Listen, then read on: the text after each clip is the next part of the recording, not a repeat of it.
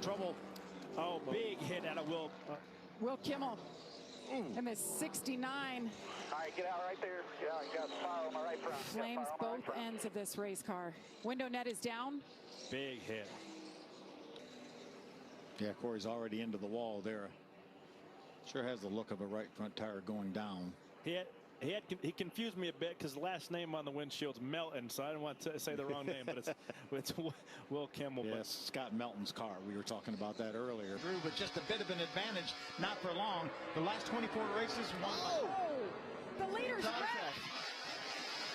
18.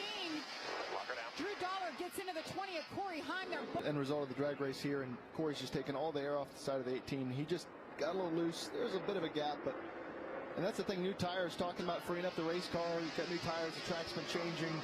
Watch top of your screen. They're going to come in here. It looks like Tony's trying to go under Dylan Feccio. Just gets loose there in the middle of the racetrack. And then Christian Rose came along. He actually hit the outside wall first and then made significant contact.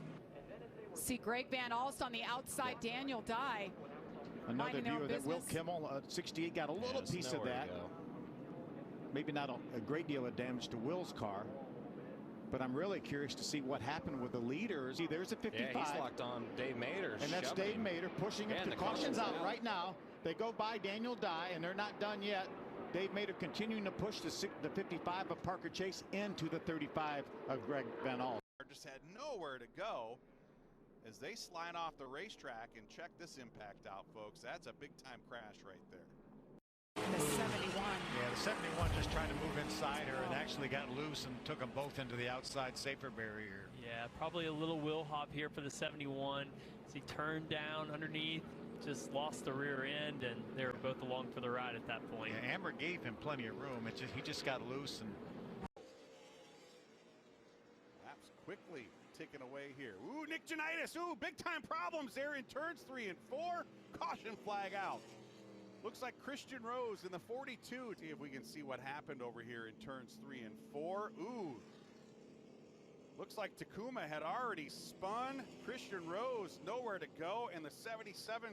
And it looks like contact between Tanner Reif and Joey East right there. Looks like Joey Beta had just gotten in the back of Tanner Reif coming through the corner, and Takuma Koga with nowhere to go, slamming into the door there. Good thing that was the passenger side of that number 9 car. Now here we're going to go 3 wide down into the tightest corner on the racetrack.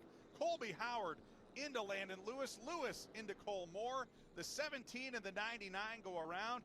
Now here comes Cole Moore. He's going to gas it to try to get going, and boom, right there. Dean Thompson, Ryan Philpott, and PJ Pedroncelli nowhere to go.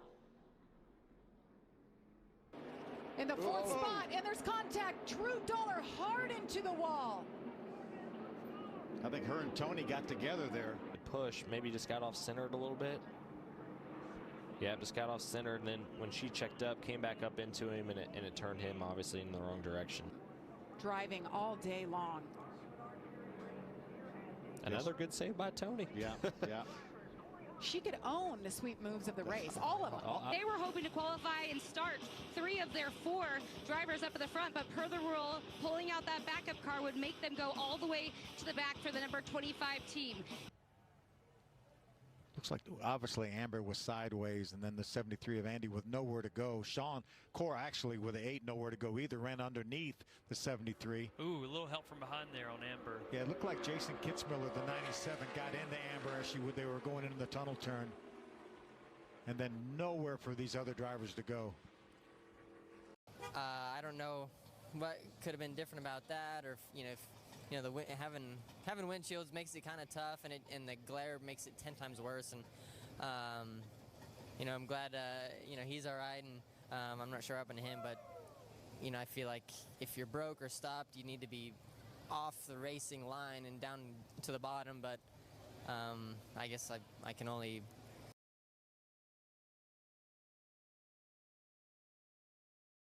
energy. And speaking of, we got a big crash on the front stretch, a few cars around, and another one gets hit. Looks like the 10 of Richard Garvey. Still wrecking. 69, Scott Melton involved. Tony Breidinger. Tony Tony Breidinger comes to a stop in the infield. Eric Caudell destroyed race cars. Yeah, Tim Richmond is on pit road. He was involved as well.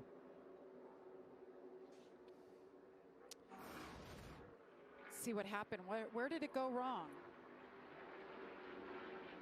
See Tony, Tony's the white car on the inside who she got run into from behind. Very similar to what we saw in practice yesterday. I believe that was the 10 car, Richard Garby, that ran in the back of Tony. And obviously really hard hit there on the 7 car and the 69. But yeah, that from that angle, it definitely looked like just a really bad push, really poorly timed push gone wrong there coming off of turn 4.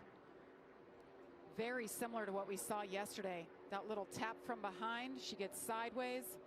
Yeah, Brayton Laster with the 0-3 with nowhere to go, and watch. Oh my gosh. Great camera shot, but wow. man, that's Richard Garby riding up over. Looks like Lester's. a stadium truck. Eric Caudell obviously involved in the 7.